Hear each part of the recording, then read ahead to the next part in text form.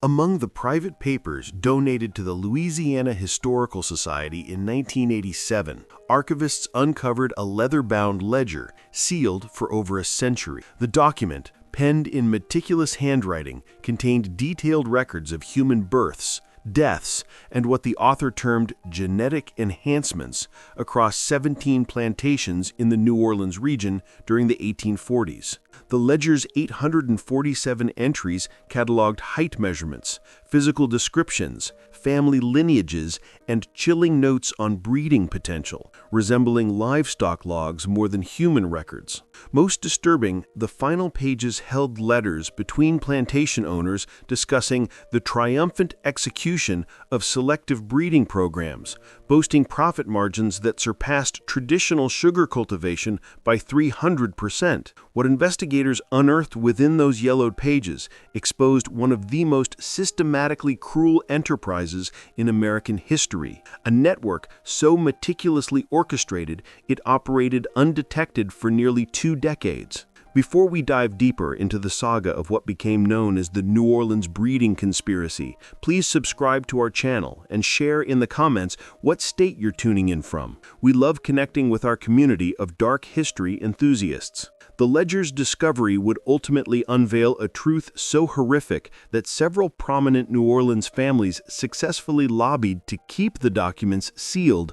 until the 21st century. New Orleans in the 1840s stood as one of the wealthiest cities in the American South, its prosperity built entirely on enslaved labor and the fertile sugar plantations spanning the Mississippi and Atchafalaya rivers. The city's elite families had grown remarkably sophisticated in their agricultural pursuits, applying scientific methods to crop rotation, soil management, and livestock breeding, making their operations among the nation's most lucrative. These same families, the DuPonts, the Lafettes, the Moreaus, and the Thibodeaus, convened regularly at the New Orleans Agricultural Society meetings, discussing not only sugar yields, but also what they euphemistically termed labor optimization. Among this circle of plantation aristocracy moved a young man named Edward Beaumont, whose family had recently acquired a modest sugar plantation, Riverbend Estate, some 20 miles west of New Orleans.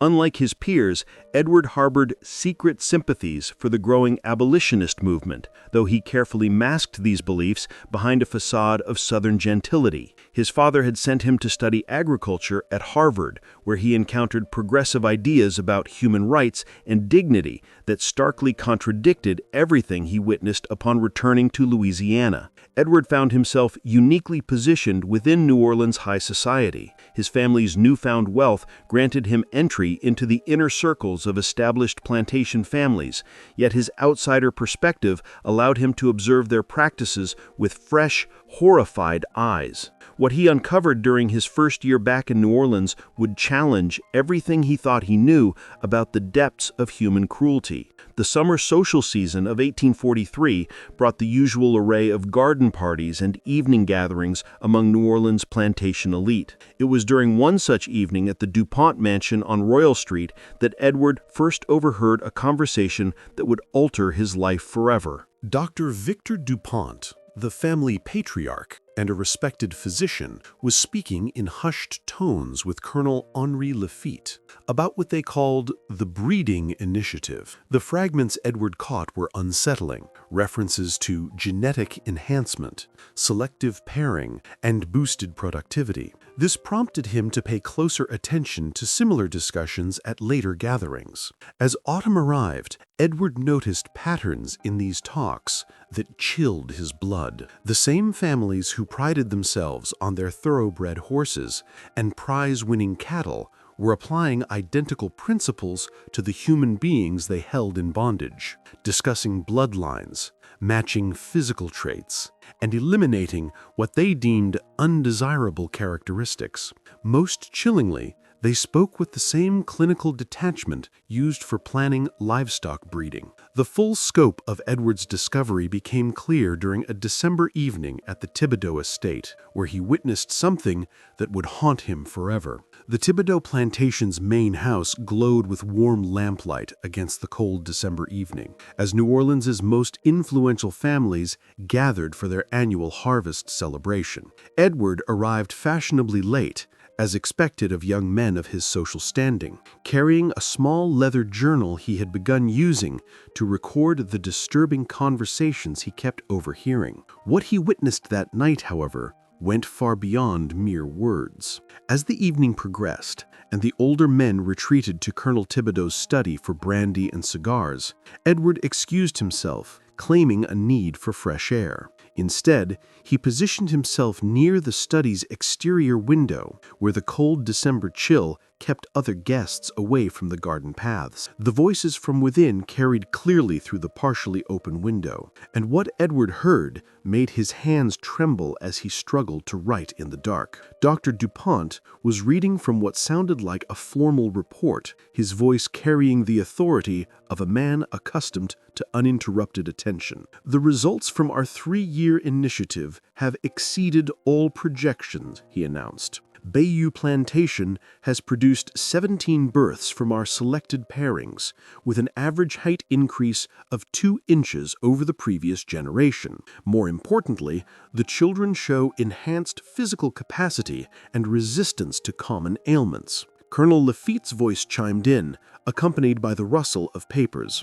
The Moreau operations has been equally successful, focusing on selecting for docility while maintaining physical strength, yielding remarkable results. The new generation shows 25% less resistance to instruction while maintaining superior work capacity. But it was the third voice that froze Edward's blood. Colonel Thibodeau himself was speaking, revealing the true scope of their operations. Gentlemen, what we have accomplished here extends far beyond individual plantation success. Our network now spans operations in Mississippi, Alabama, and Tennessee. The breeding records we maintain allow us to track bloodlines across state lines, ensuring optimal genetic combinations that would have been impossible in isolation. The sound of a chair scraping the floor was followed by footsteps, and Edward pressed himself against the cold brick wall as Colonel Thibodeau continued. I have here the quarterly reports from our partner plantations. The Caldwell operation in Mississippi has produced 43 births using our selective breeding protocols. The children are being evaluated for distribution to our network members based on their projected capabilities.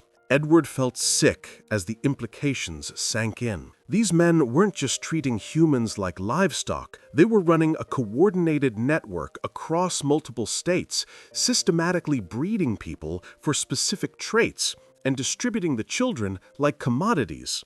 Dr. DuPont's voice returned, discussing what he called documentation protocols. Each birth must be recorded with precise measurements, parentage details, and projected value assessments. Our records now contain detailed data on over 800 individuals across the network, allowing us to plan breeding combinations 5 years in advance. The conversation stretched on for another hour, during which Edward learned details that would fill dozens of pages in his journal. They discussed breeding houses, where young women were kept solely for reproduction, stud selections, where men were chosen for physical attributes, and crop assessments, where children were evaluated like agricultural products. Most horrifying, they spoke of children who didn't meet their standards being redirected to standard agricultural operations.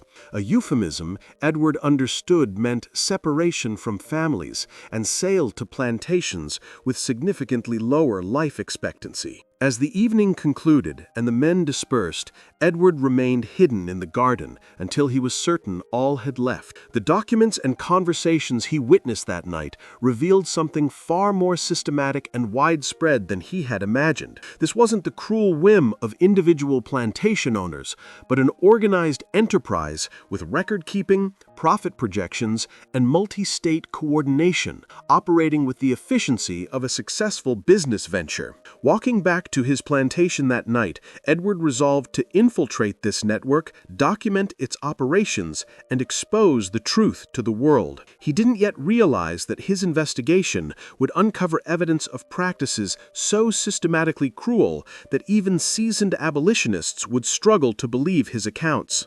The breeding network Edward had stumbled upon represented an unprecedented attempt in American slavery to apply scientific principles to human reproduction on an industrial scale, operated by some of the most respected families in Southern society. The weeks following the December gathering transformed Edward from a passive observer into an active infiltrator, though he quickly learned that penetrating the network's inner workings required more than social connections.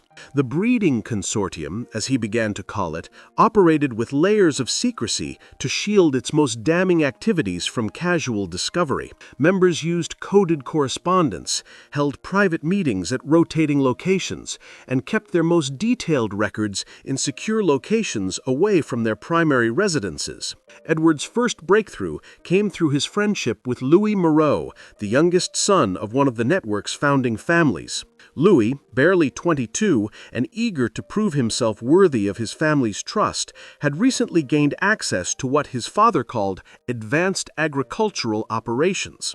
Unlike the older generation's careful euphemisms, Louis's youth made him reckless with details, especially after a few drinks. During a January evening of cards and whiskey at the New Orleans Club, Louis boasted about his family's revolutionary labor management approaches and mentioned something that quickened Edward's pulse. The Moreau plantation maintained what Louis called breeding quarters, specialized housing designed for their selective breeding program. More crucially, Louis revealed that his father had granted him access to the Master Registry, a comprehensive ledger tracking bloodlines, breeding histories, and what he termed genetic improvements across the entire network. Edward realized that accessing this Master Registry would provide the evidence needed to expose the full scope of the network's operations. However, infiltrating the Moreau plantation required meticulous planning and significant risk. The breeding quarters were in a remote section of the plantation, heavily supervised and strictly off-limits to outsiders. The master registry was locked in a safe within the plantation's main office, accessible only to senior family members. Over the following months, Edward devised a careful strategy. He began courting Louis's sister, Elise Moreau, using their romantic relationship as cover for frequent visits to the plantation. Elise, an intelligent and spirited woman who shared some of Edward's progressive views on education and social reform, unknowingly became his entry point into the family's private operations. Their relationship, initially a calculated deception on Edward's part, evolved into genuine affection, adding a layer of moral complexity to his mission. Through Elise, Edward secured invitations to family dinners, social gatherings, and eventually overnight stays at the plantation. Each visit allowed him to gather intelligence on the facility's layout, security protocols, and operational schedules. He learned that the breeding quarters housed about 40 women aged 16 to 30, selected for what the family called optimal reproductive characteristics. These women were kept in conditions that were physically comfortable by slavery standards, better food, cleaner housing, medical care, but were subject to absolute, systematic reproductive control. The men selected for the breeding program were rotated between plantations within the network, their movements carefully tracked to ensure genetic diversity while preserving desired traits. Edward discovered that the network maintained detailed health records, family histories, and even personality assessments for each individual in the program. Children born into the program were evaluated at birth, with those meeting specific criteria raised in specialized nurseries, while others were separated from their mothers and distributed to other plantations. By spring 1844, Edward had gathered enough intelligence to attempt his most ambitious infiltration yet. Elise had mentioned that her father would be traveling to Mississippi for a regional network meeting, leaving the plantation under the overseer's supervision. This absence gave Edward his best chance to access the master registry and the breeding quarters. What he discovered that May evening would reveal the true scope of the network's operations and provide evidence of systematic human rights violations far beyond anything he had imagined. The master registry contained not just records of New Orleans area operations, but detailed correspondence with similar networks in Tennessee, Mississippi, Alabama, and even Texas. The breeding program wasn't confined to a small group of Louisiana plantations. It was a coordinated enterprise spanning the entire South. The most disturbing discovery awaited Edward in the breeding quarters, where he witnessed firsthand the human cost of the network's scientific approach to human reproduction. Edward's opportunity came on a humid May evening when a spring thunderstorm provided perfect cover for infiltrating the Moreau plantation's most secretive operations. Elise had retired early with a headache, and her father's absence left the main house lightly staffed. Using his knowledge of the plantation's layout, he navigated through the formal gardens toward the cluster of buildings housing what the family called their specialized agricultural facilities. The breeding quarters comprised 6 buildings in a square formation around a central courtyard. Unlike the cramped slave cabins on most plantations, these structures were built with careful attention to ventilation, space, and modest comfort. Edward realized the improved conditions served a calculated purpose. Healthy, well-fed women were more likely to produce healthy children, making the program profitable. Moving stealthily through the shadows, Edward approached the main dormitory building. Through partially open shutters, he saw rows of beds arranged with military precision, each occupied by a young woman. What struck him most was the silence. No conversation, no movement, just quiet breathing from women who seemed asleep despite the early evening hour. Later, Edward learned that the women were given mild sedatives nightly to ensure compliance and prevent communication that might lead to resistance or escape planning. The second building housed medical facilities with examination tables, scales, and measuring devices Edward recognized from veterinary practices. Detailed charts on the walls tracked monthly cycles, nutritional intake, and pregnancy schedule. The clinical precision of these records turned Edward's stomach as he realized every aspect of these women's reproductive lives was monitored, recorded, and controlled with scientific rigor. In the third building, Edward found the most disturbing evidence of the program's systematic approach to human breeding. This structure served as both a nursery and evaluation center, where newborn children were assessed for genetic potential before being assigned to different tracks within the network. Wall charts categorized children by physical measurements, behavioral assessments, and projected economic value. Those deemed premium stock were marked for special care and education, while others were designated for standard agricultural deployment. The master registry, accessed in the plantation's main office, revealed the network's operations were far more extensive and sophisticated than Edward had imagined. The ledger documented 1,047 individuals across 17 plantations, with detailed family trees tracing genetic lineages back 3 generations. Breeding schedules were planned years in advance, with pairings designed to enhance specific traits while eliminating those considered undesirable. Most shocking were correspondence files revealing active communication with similar operations in other states. Letters from Mississippi discussed successful breeding outcomes and offered to share genetic stock for mutual benefit. Correspondence from Tennessee described new techniques for evaluating breeding potential and proposed joint ventures for expansion. A letter from a Texas plantation included financial projections showing that specialized breeding operations yielded profits 3 times higher than traditional sugar cultivation. As Edward copied page after page by candlelight, he grasped the unprecedented nature of his discovery in American history. This wasn't mere exploitation of enslaved people. It was the systematic application of scientific principles to human reproduction on an industrial scale, operated by respected Southern society members who viewed their work as agricultural innovation, not human rights violations. The network's success had emboldened them to expand and refine their techniques. New correspondence discussed plans for breeding facilities in Arkansas and Missouri, where land was cheaper and oversight minimal. Other letters outlined experiments in education and training, aiming to produce not just physically capable workers, but individuals with specialized skills to fetch premium prices in urban markets.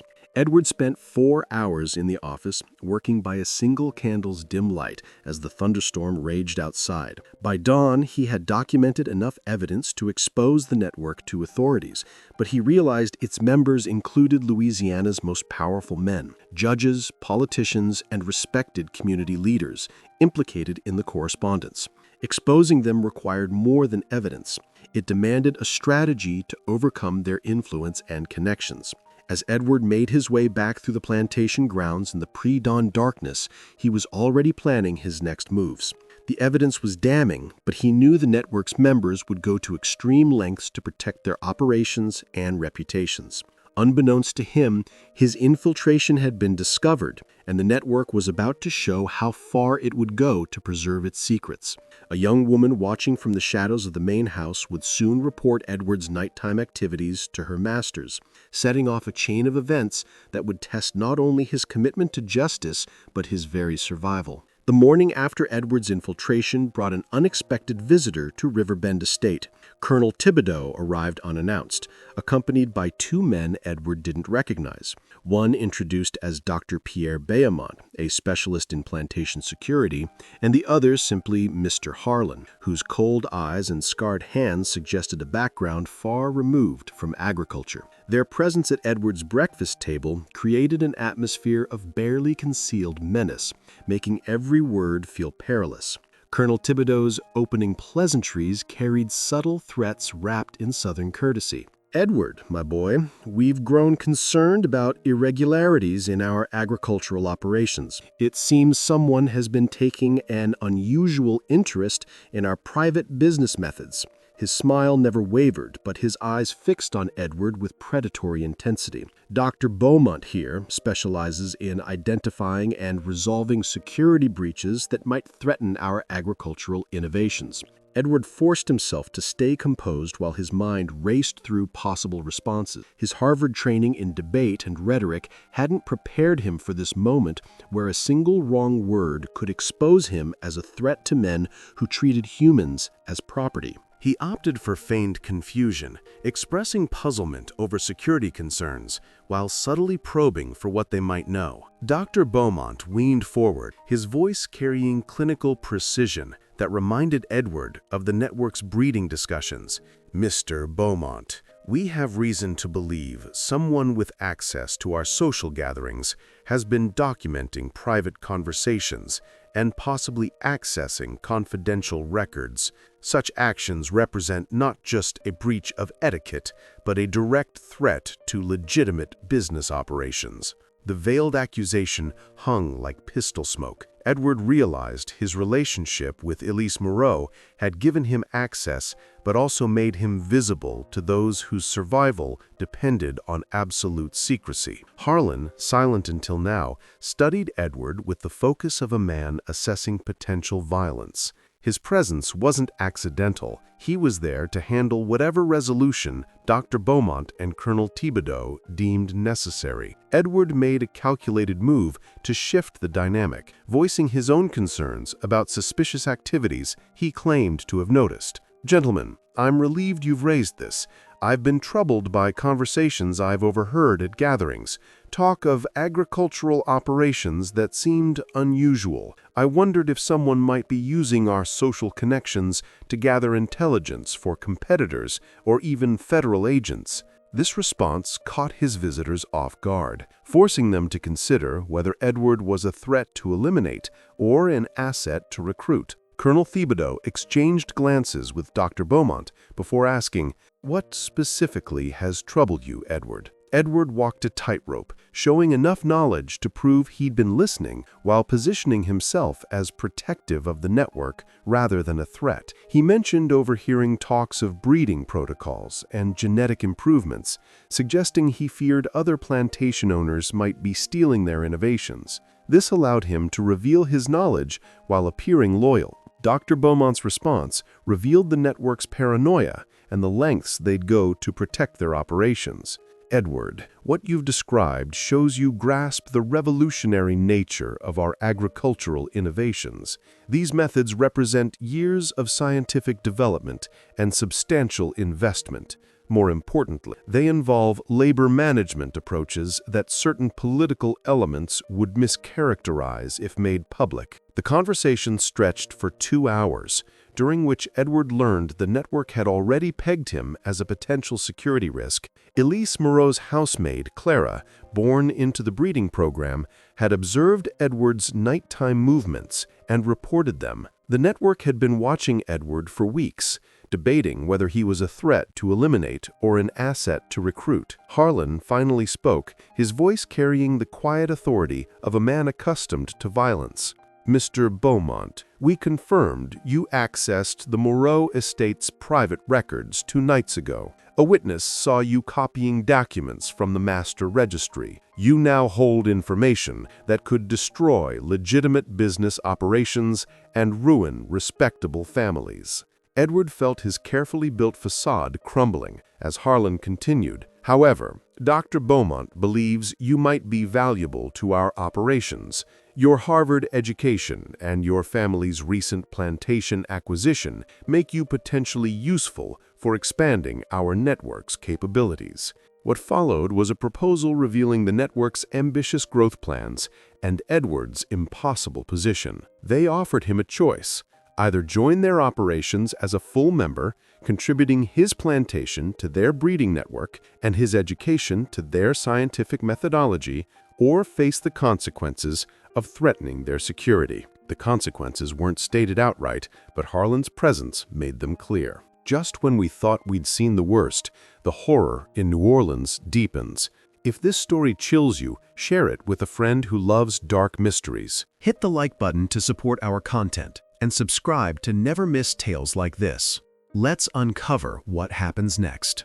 Edward requested time to consider their proposal, knowing his answer would determine not only his own fate, but the future of hundreds of enslaved people trapped in the network's breeding program. As his visitors left, leaving an atmosphere of barely contained threat, Edward realized his investigation had reached a critical point. He had enough evidence to expose the network, but doing so meant escaping men who'd shown their willingness to eliminate threats to their operations. The next phase of Edward's mission would test not only his courage, but his ability to outmaneuver opponents who controlled local law enforcement, wielded significant political influence, and had proven their willingness to use violence to protect their interests.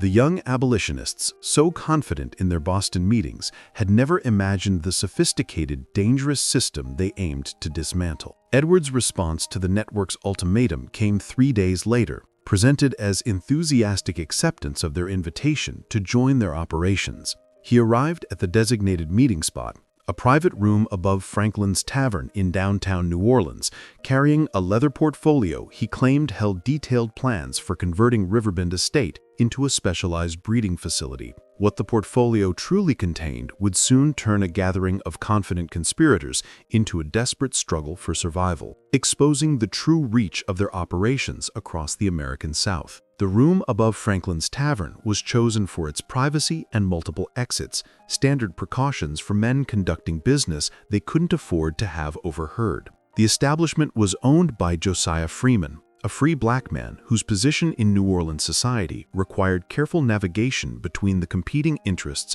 of white patrons and the enslaved community, who sometimes sought his discreet aid. Unbeknownst to the network members, Freeman had agreed to help Edward document their meeting with strategically placed listening devices to capture their conversations for posterity. Colonel Thibodeau, Dr. Beaumont, Harlan, and 7 other network members assembled to formally induct Edward into their organization and receive his plantation's contribution to their expanding operations. The gathering marked the largest assembly of network leadership in over 2 years, drawn by the significance of adding a Harvard-educated member and the potential for expanding into new territories. The mood was celebratory, with fine French brandy and congratulations on Edward's wise decision to join the future of Southern agriculture. Dr. Beaumont presented a formal overview of the network's scientific achievements, complete with charts and graphs showing measurable improvements from their selective breeding programs. The presentation revealed details even Edward hadn't suspected, including partnerships with medical colleges that provided scientific consultation on genetics and reproduction. Edward learned the network's influence reached academic institutions across the South, where professors of natural philosophy and medicine offered theoretical support for their breeding programs. Letters from respected scientists at the University of Mississippi, the College of New Orleans, and even Harvard Medical School showed the network's operations had intellectual legitimacy in the era's scientific community. These academic partnerships lent scientific credibility and political protection, framing their activities as legitimate agricultural research rather than systematic human rights violations. The network's financial success had funded research into what Dr. Beaumont called advanced breeding methodologies, going beyond simple selective pairing. They had developed detailed psychological assessment techniques for evaluating personality traits, educational programs to enhance the value of their products, and experimental medical procedures to improve fertility rates and reduce infant mortality. The scope of their ambitions revealed a level of systematic dehumanization that shocked even Edward, who thought he'd grasped the full extent of their cruelty. Edward played his role flawlessly for nearly 2 hours, expressing enthusiasm for the network's scientific methods and gratitude for being trusted with their revolutionary approach. He presented detailed architectural drawings for converting his slave quarters into breeding facilities, complete with medical examination rooms, specialized nurseries, and what he called genetic documentation centers that impressed even Dr. Beaumont with their systematic efficiency. The plans were so convincing that several network members requested copies for their own operations. During his presentation, Edward revealed he'd been corresponding with plantation owners in Arkansas and Missouri, interested in establishing network operations where land was cheaper and federal oversight minimal. This excited the network members, who saw opportunities for massive expansion to multiply profits while reducing risks in established states where abolitionist sentiment was growing. The shift came when Edward opened a second section of his portfolio, claiming it held documentation to prove his commitment to their shared vision. "Gentlemen," he announced, his voice steady despite his racing heart,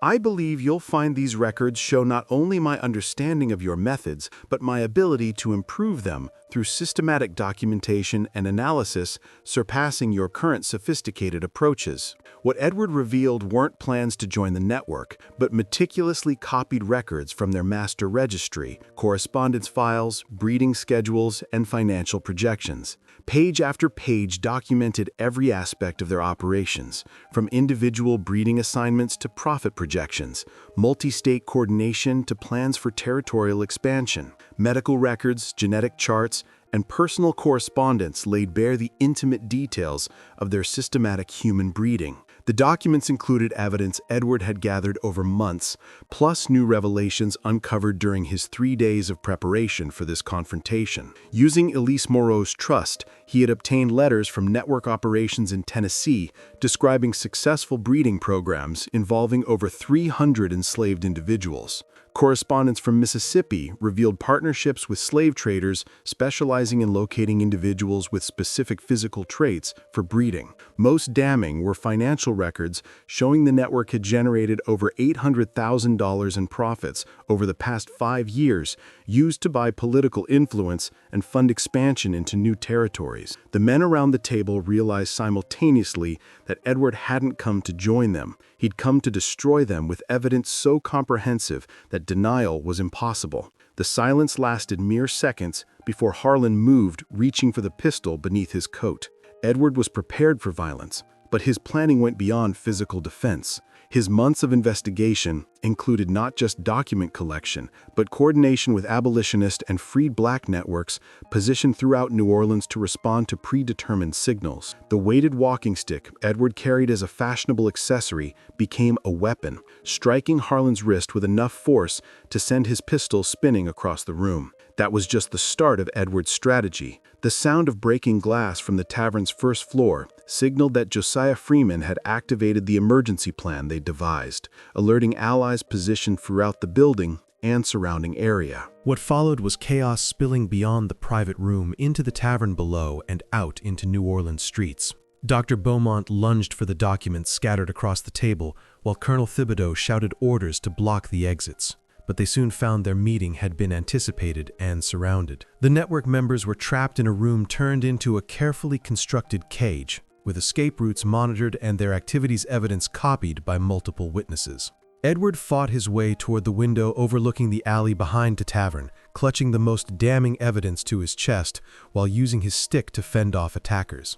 Behind him, network members shouted conflicting orders, some demanding pursuit, others insisting on recovering and destroying the evidence before it could go public. The sophisticated coordination they'd used to run their breeding network now worked against them as they struggled to counter an unexpected threat. The window shattered as Edward threw himself through it, landing hard in the alley but holding tight to the documents representing months of perilous investigation. His escape was part of a broader plan to create multiple evidence copies and distribute them to trusted allies before the network could mount an effective response.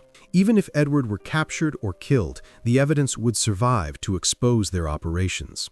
Behind him, the network members discovered their emergency plans were inadequate for the situation they faced. Men appearing from side streets and building entrances, assumed to be blocking Edward's escape, were actually abolitionists and freed blacks positioned to protect Edward and ensure the evidence reached safety. The chase through New Orleans' waterfront district showed both the network's reach and the effectiveness of Edward's counter-network built over months of careful planning. What seemed a desperate escape was a carefully orchestrated operation to expose the breeding network while safeguarding the evidence and witnesses needed for prosecution. Edward reached the Mississippi River docks not as a fugitive, but as the central figure in a planned confrontation to force the network's operations into public view. The boat at the dock held not just escape supplies, but printing equipment and additional evidence copies to be distributed throughout New Orleans before the network could suppress the revelations. Josiah, the freed black sailor Edward claimed was unconscious from an attack, was actually coordinating evidence distribution to multiple city locations. The staged attack had convinced the network they'd disrupted Edward's escape, when in reality they'd walked into a trap that would expose their operations to public scrutiny. Standing on the dock with evidence that could ruin New Orleans' most powerful families, Edward faced the moment he'd prepared for since first discovering the network's operations. The confrontation would decide not only his survival, but the fate of hundreds of enslaved people trapped in the breeding network and the future of similar operations across the South. Harlan emerged from the shadows, pistol drawn, flanked by 8 men whose faces Edward recognized from New Orleans' social gatherings. These weren't hired thugs, but respected society members who'd chosen violence to protect their interests, revealing the corruption enabling the network's operations.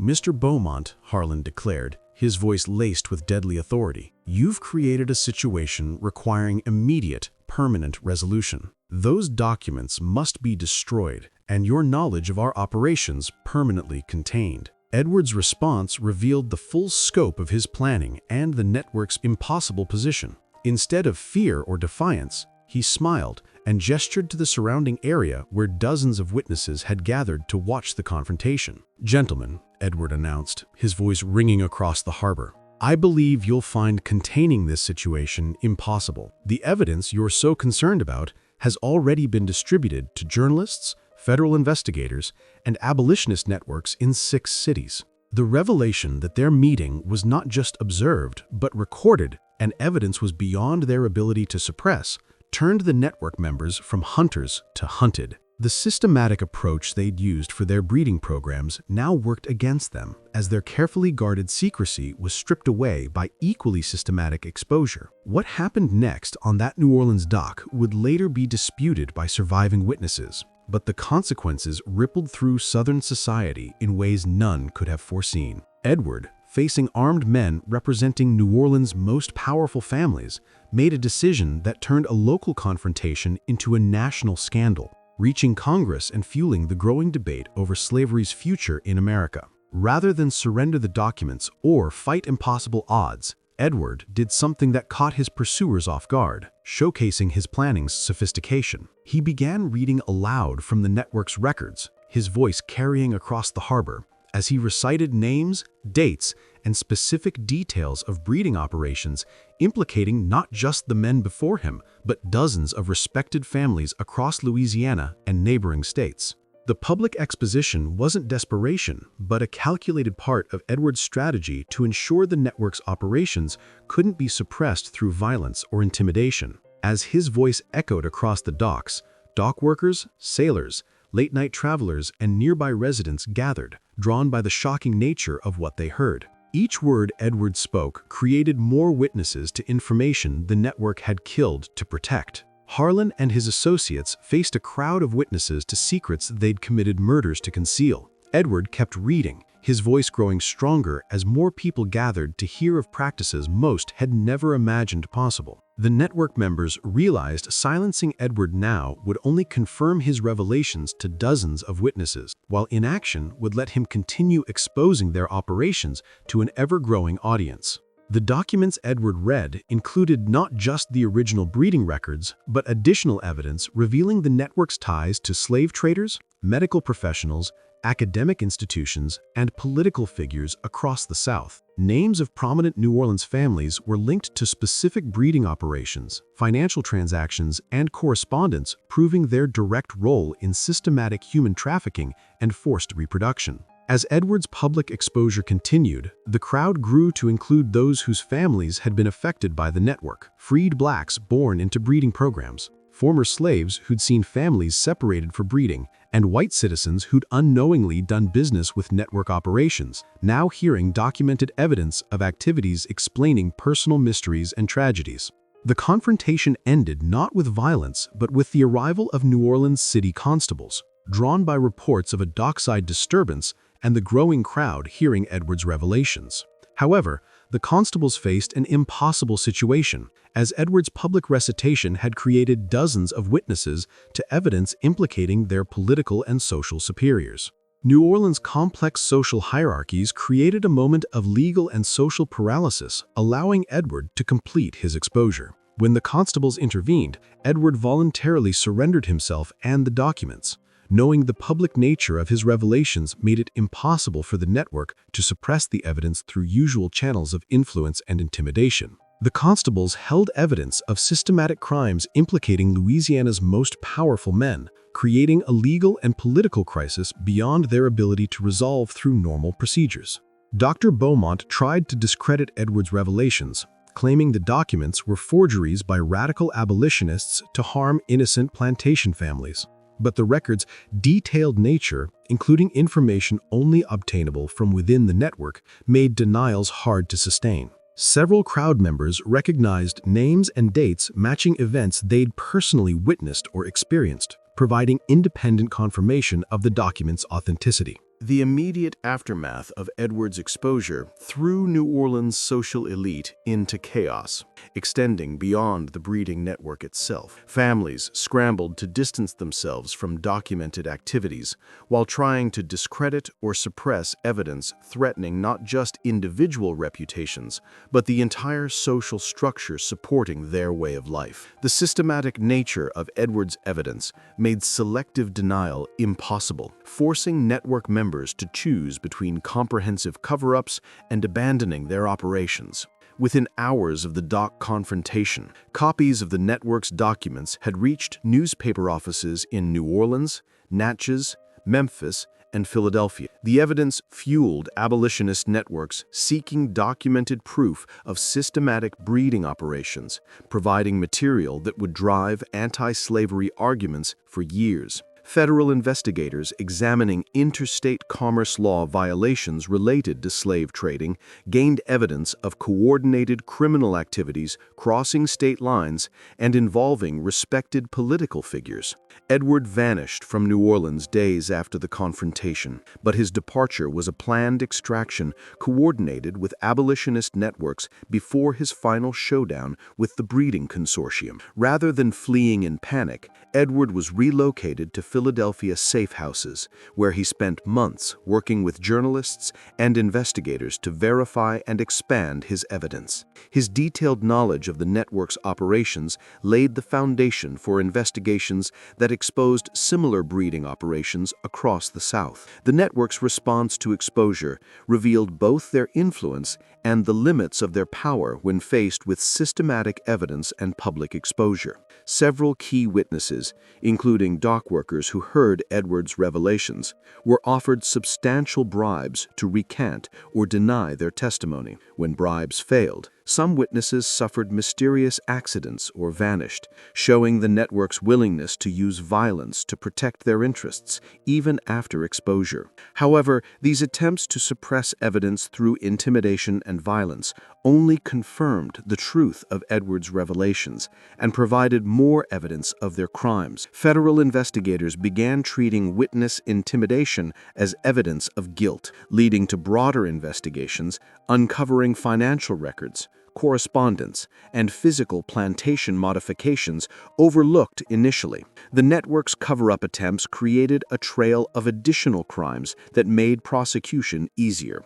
Records at participating plantations were hastily destroyed in the weeks after Edward's exposure, but the systematic nature of the network's operations made complete evidence destruction impossible. Breeding records, financial transactions, correspondence, and physical plantation modifications created a documentary trail spanning multiple states and hundreds of individuals.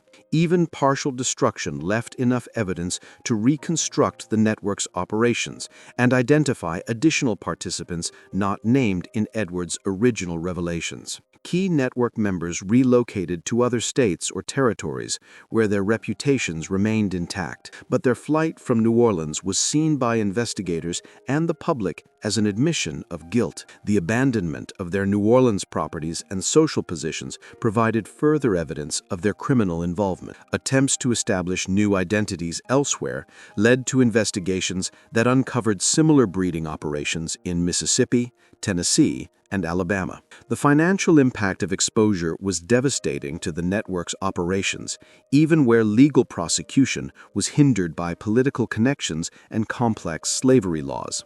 The systematic breeding programs, which had generated huge profits, relied on absolute secrecy to maintain premium pricing for their products, and public exposure destroyed the market for slaves from these programs. Plantation owners who'd invested heavily in breeding facilities and staff found their investments worthless when buyers refused slaves tied to exposed operations. Elise Moreau, who had unknowingly given Edward access to her family's operations, suffered a complete nervous collapse upon learning the true purpose of his courtship and her family's role in systematic human breeding. Her personal tragedy mirrored the broader social appeal, as revelations forced New Orleans society to confront the cruelty within their respected circles. Some families ruined by the scandal relocated to territories where their reputations held, while others tried to rebuild social standing through philanthropy to show reformed attitude toward human rights. The Moreau family's attempts to deny their documented role in breeding operations led to internal conflicts that destroyed their financial and social standing. Elise's brother, Louis, whose careless revelations had given Edward initial intelligence, challenged his father's denials and provided investigators additional evidence in exchange for immunity. The family's public disputes over responsibility created more evidence of their involvement, ruining any chance of united denial. Dr. Beaumont's attempts to maintain his medical practice and scientific reputation failed, as evidence of his role in human breeding experiments became public. His correspondence with medical colleges implicated Southern academic institutions, leading to investigations that exposed the intellectual foundations of systematic human breeding and how respected institutions had lent legitimacy to criminal activities. The New Orleans breeding network disbanded, not through legal prosecution, but because maintaining operations requiring absolute secrecy became impossible once their methods were public. Financial losses from abandoned operations and relocated assets bankrupted several families, while others saw their social and political influence permanently damaged by association with documented human rights violations. The network's sophisticated coordination, once their greatest strength, became their biggest weakness when exposed to public scrutiny. Federal investigations led to prosecutions under interstate commerce laws, as the network's operations violated laws on slave transportation and sales across state lines. Several members faced conspiracy and fraud charges for false documentation of slave origins and breeding history, while others faced financial penalties that ruined their economic positions even without convictions. Edward Beaumont's fate remained unknown for decades, until family papers donated to Harvard in the 1920s showed he survived his escape from New Orleans and spent his life working with underground networks aiding enslaved people's escape to freedom. His documentation of the breeding network became some of the most damaging evidence presented to Congress during pre-Civil War slavery debates, offering concrete examples of systematic abuses that challenged claims of slavery as a benevolent institution. The master registry Edward copied vanished from public records after the initial investigations, leading historians to speculate that powerful interests suppressed evidence of practices too widespread to acknowledge